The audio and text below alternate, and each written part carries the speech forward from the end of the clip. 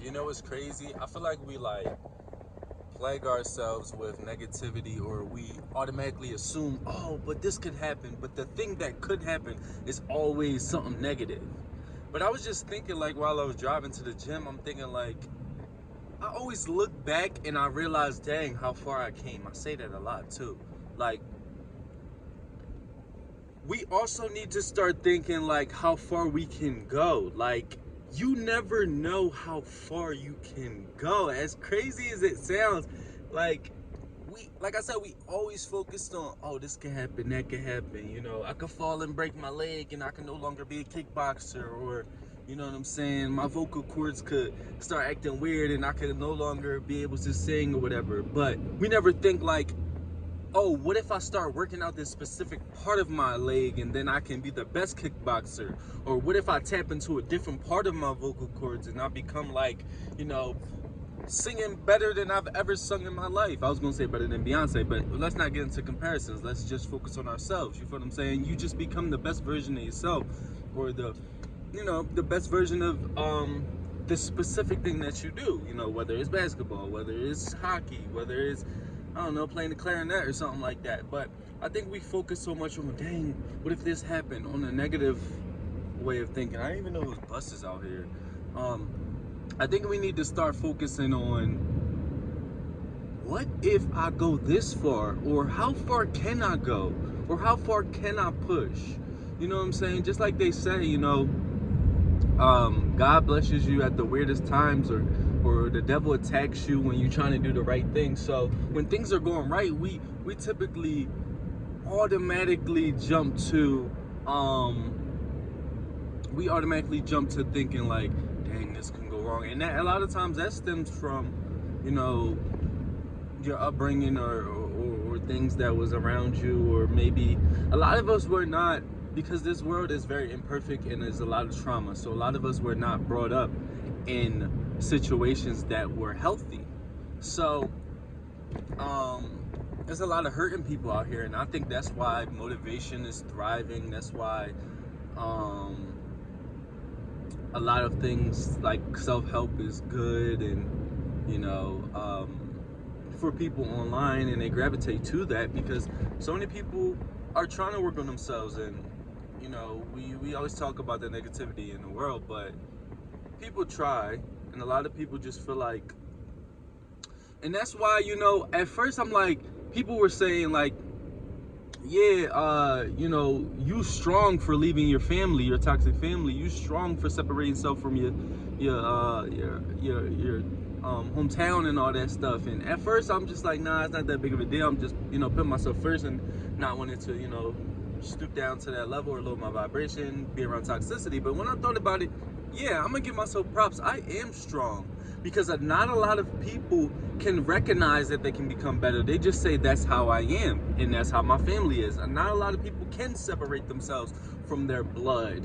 Not a lot of people can separate themselves from their friends that they've known for 10 plus years. Not a lot of people can visualize what is going on around them, especially when you have people consistently telling you, no, you're wrong, you're wrong, you're wrong, because of the way society is. So even with me leaving my family, I could look at it that way. Even with me leaving my hometown and my friends, I could look at it that way. I never knew, I would be in the position I am now. I never knew that I would move to Vegas. I never knew that I would move to Idaho.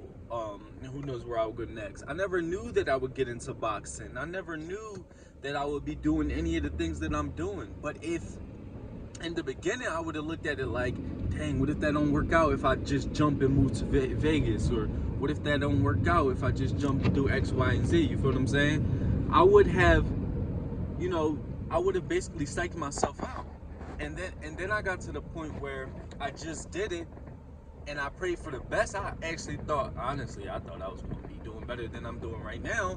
But that's a good thing. I kept my vibration high. I kept my mindset high in order to at least manifest what I have so far. And then if I continue to do it, who knows, I might eventually reach where I need to reach, but just not when I think it is. What do they say? Things happen. These windshield wipers, things happen in divine timing. You know what I'm saying?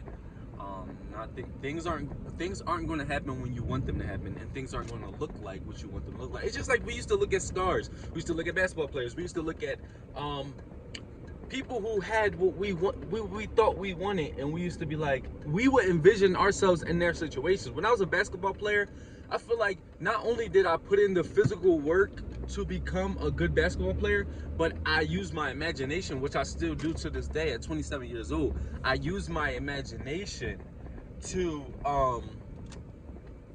think like, I'm gonna be honest, like think like, oh yeah, I'm gonna do this like LeBron, or I'm gonna do this like Allen Iverson, or I'm gonna lay up like this and stuff like that. And the more I practice, none of the stuff I did looked like how they did it, or I didn't specifically do it how they did it, but the hard work plus the imagination, and the determination, because I have this will inside of me. I joke all the time.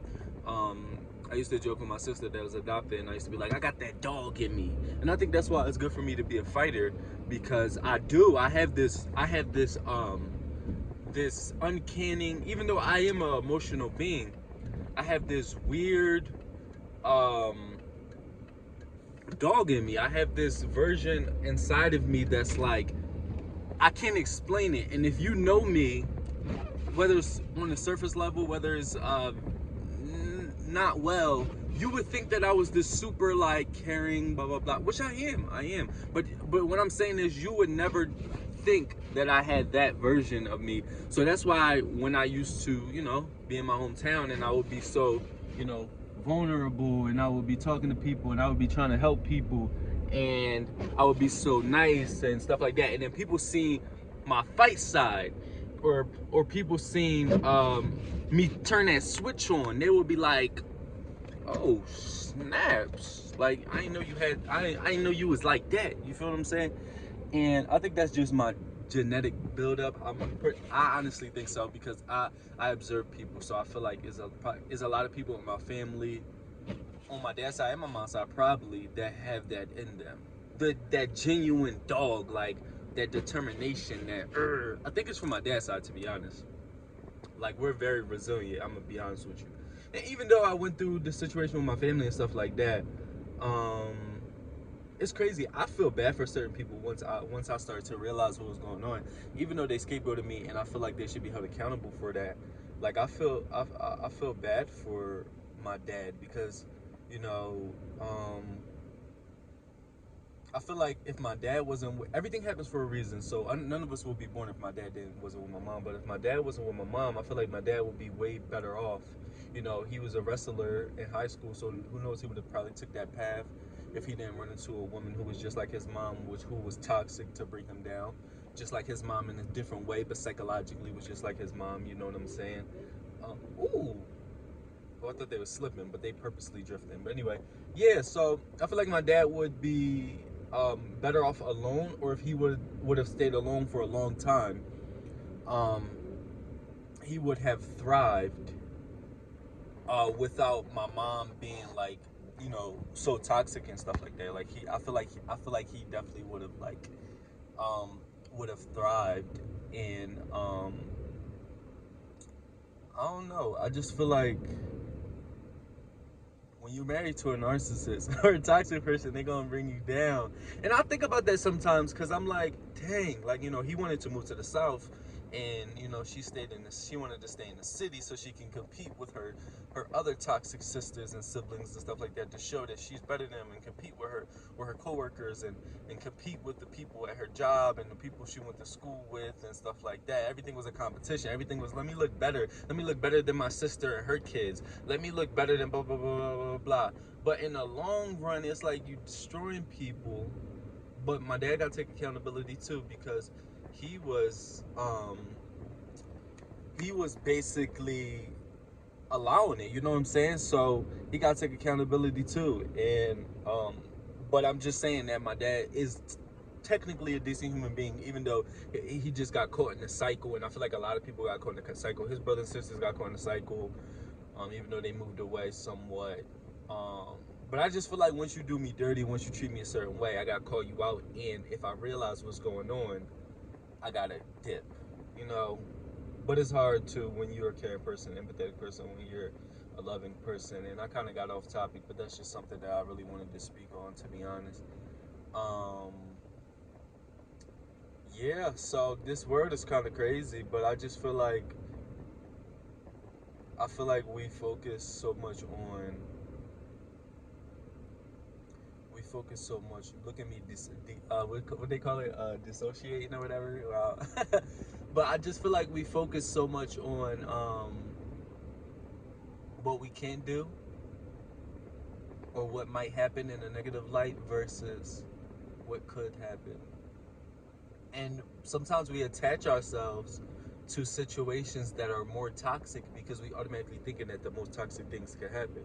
Like, for example, that's why I bring up that my dad thing. So he could have known my mom was off her rocker, but he just felt like, you know, he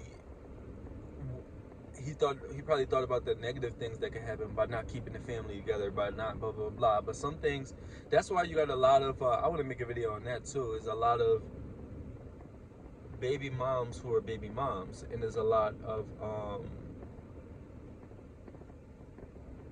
of men out here who get scrutinized for not being around their kid. Obviously, yeah, but it's kind of deeper. It's kind of deeper than just they not being around their kids. You know, the mom could be a narcissist. The mom could be psychologically damaged. The mom could be a borderline personality disorder. And these people are not easy to be around. These people are not ideal people to be in a relationship with if they haven't been to excessive therapy. Now, narcissists, throw them away, throw them in the trash. Them borderlines, they can go to therapy if they've been there for a long amount of time, whatever the case may be, and get better and learn how to cope and all that X, Y, and Z stuff. But narcissists, nah. They're evil. They're out here for destruction. People can call it a mental illness. I know that one guy that be on here, go on YouTube, look up narcissism and all that, and he wear glasses or whatever, and he basically, he's like the studier of the DSM, and he's like, yeah, there's no studies that tell you that narcissists are evil or whatever the case may be. I don't know if he's been through narcissistic abuse. I don't know if he's dealt with these individuals, hear the stuff that they say, hear the stuff that they reference, how they operate, the stuff that they do, the manipulation, the toxicity, and so all stuff. Like, come on, bro. I understand that you're trying to come from a medical vantage. I mean, a medical point or whatever. But I don't think I don't think you've experienced this type of stuff. Maybe you read a lot of books, but nah. Anyways, just keep your vibration high. Don't psych yourself out, and just remember that things can get better. I won't say they will get better because I feel like that is very corny and cliche, but things can get better. So I feel like things will get better if you continue to think that they can get better, but they won't get better on your timeline. They won't get better how you think they will. So continue to believe that they can get better and also do things that align with things getting better. Don't start thinking negative. Don't start being around negative people, and do the best you can. It's your boy Josh Different. I'm different. You different. We different. I'm out.